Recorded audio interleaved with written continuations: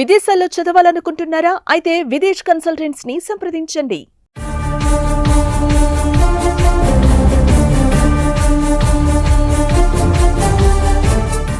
మీర్పేట గురుమూర్తి ఘటన మరవక ముందే దానికి మించిన మరో ఘటన చోటు చేసుకుంది.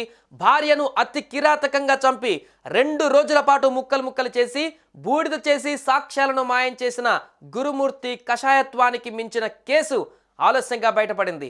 ఏకంగా 20 ఏళ్ల పాటు ఓ ఇంటి రిఫ్రిజిరేటర్లో మనిషి పుర్రే ఎముకలను చూసి స్థానికులు షాక్ అయ్యారు.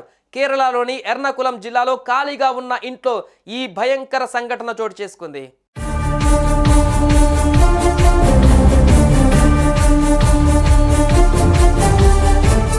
కేరళలోని ఎర్నాకులం జిల్లా చొట్టనిక్కర ప్రాంతంలోని ఒక ఇంట్లో మనిషి పుర్రే ఎముకలు కనిపించాయి.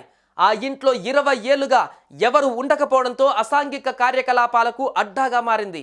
అయితే స్థానిక సర్పంచ్ ఇందిరా ధర్మరాజ్ ఆ ఇంట్లో ఏదో జరుగుతున్నట్లు డౌట్ రావడంతో పోలీసులకు కంప్లైంట్ చేసింది.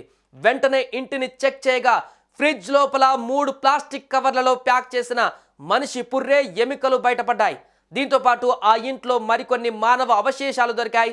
చాలా కాలంగా ఇక్కడ సీక్రెట్ మర్డర్స్ జరుగుతున్నట్లు గుర్తించిన పోలీసులు దర్యాప్తు చేపట్టారు.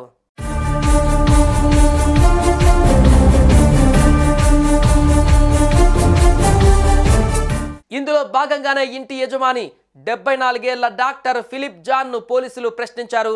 ప్రస్తుతం ఆయన కేరళలోని వైటీలలో నివసిస్తున్నారు. పోలీసులు సంఘటన గురించి ఆరా తీయగా తన పిల్లలు విదేశాలలో నివసిస్తున్నారని, ఆ ఇల్లు చాలా సంవత్సరాలుగా ఖాళీగానే ఉంచుతున్నట్లుగా జాన్ చెప్పారు.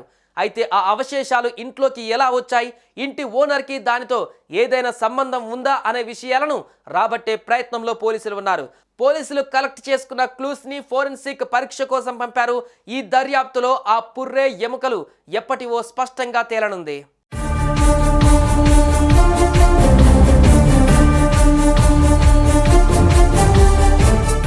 సుమన్ టీవీలో మీ పర్సనల్ అండ్ బిజినెస్ ప్రమోషన్స్ కోసం కింది నెంబర్కి కాంటాక్ట్ చేయండి.